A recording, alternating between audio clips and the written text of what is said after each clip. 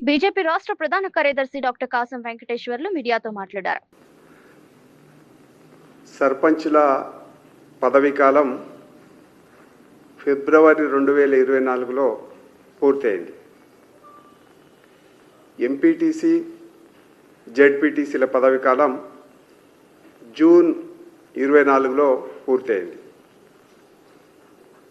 మున్సిపాలిటీల యొక్క పదవీ కాలం సెప్టెంబర్ 2024లో పూర్తయింది.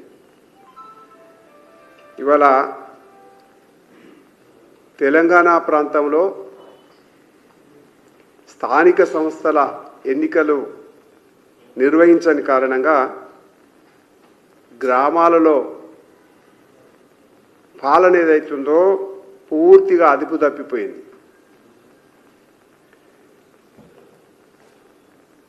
సంవత్సరం పైన ఎన్నికలు నిర్వహించని కారణంగా కేంద్ర ఆర్థిక సంఘం నుంచి వచ్చేటువంటి 2300 కోట్ల నిధులు తెలంగాణకు రాకుండా ఆగిపోయినటువంటి విషయం స్పష్టంగా మన ముందు కనబడతాము. కనీసం ఇవాళ తెలంగాణలో ఏ గ్రామానికి వెళ్ళినా పారిశుద్ధ్య కార్మికులకు జీతాలు ఇయ్యలేనటువంటి దౌర్భాగ్యమైనటువంటి పరిస్థితులలో తెలంగాణ పల్లెలు కనబడతా ఉన్నాయి. దీనికి కారణం ఈ రాష్ట్రాన్ని పాలిస్తున్నటువంటి అసమర్థ పాలకులే కారణం అనేటువంటి విషయం స్పష్టం.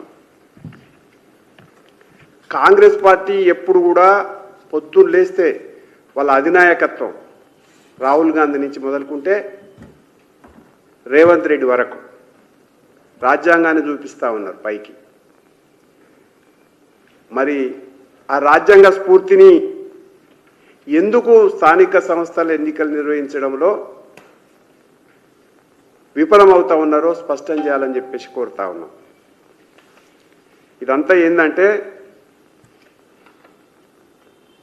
గాలి మాటలతోటి, గాలి హామీలతోటి గద్దెనెక్కినటువంటి ముఖ్యమంత్రి అమలు చేయడం చేతగాక ప్రజలకు ముఖం చూపియలేక ఇవాళ టూర్ల మీద టూర్లు ఢిల్లీకి పయనమైపోతా ఉన్నాడు.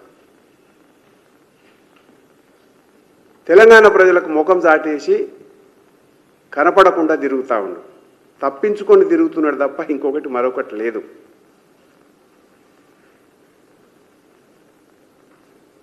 గాలి మాటల ముఖ్యమంత్రి రేవంత్ రెడ్డి గారు గాలి మోటార్లు ఎక్కి తిరుగుతుండు.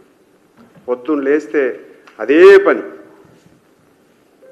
100 కోట్ల రూపాయల ప్రజాధనాన్ని దుర్వినియోగం చేస్తుండు తప్ప తెలంగాణ ప్రజలకు వచ్చినటువంటి లాభం ఏమీ లేదు. తెలంగాణలో ఒక మోటు సామెత ఉంది,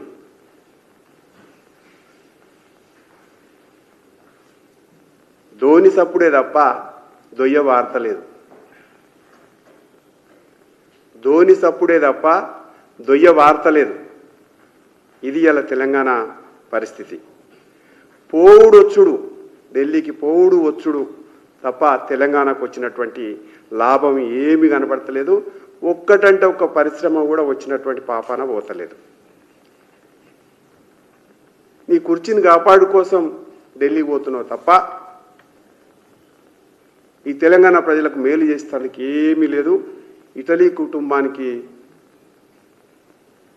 ప్రాధేయపడడం, వాళ్ళ మెప్పు కోసం మాత్రమే నువ్వు ఇవాళ టూర్ల పేరుతోటి ఢిల్లీకి రోజు చక్కర్లు కొడతా ఉన్నావు.